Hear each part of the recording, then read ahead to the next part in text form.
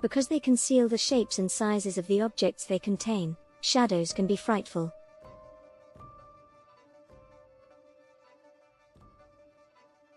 Shadow banks are the same way. A non-depository financial institution known as a shadow bank is one that operates outside of the standard banking laws but offers services comparable to those of traditional commercial banks.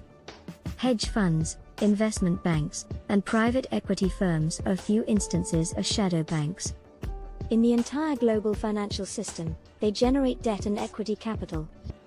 Shadow banks possess the highest level of financial acumen and expertise, which allows them to not only design assets that beat anything on the market but, more crucially, to generate practically endless amounts of capital at command.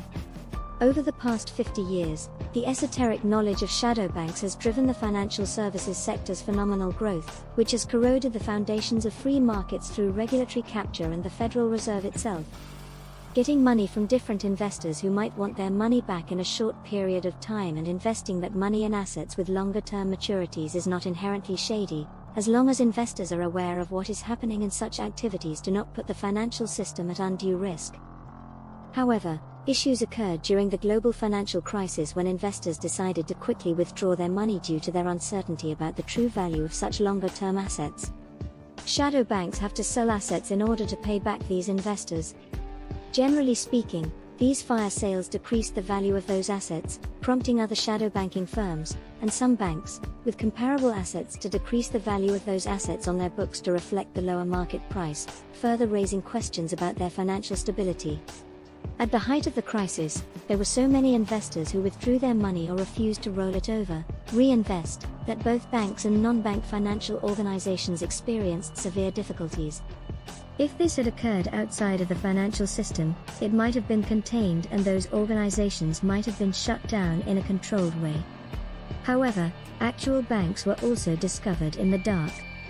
Some shadow banks were owned by commercial banks, and for the sake of their parent stronger bank's reputation, they were saved. In other situations, the relationships were mutually beneficial, but these sources of bank funding were also harmed when shadow banks were forced to leave other markets, such as those where banks traded commercial paper and other short-term loans.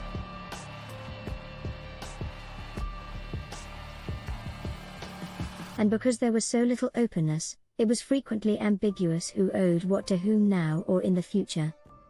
In summary, the shadow banking entities lacked transparency and information about the value of their assets, or sometimes even what those assets were, had opaque governance and ownership structures between banks and shadow banks, had scant loss-absorbing capital or cash for redemptions, and had limited access to formal liquidity, such as central bank funds.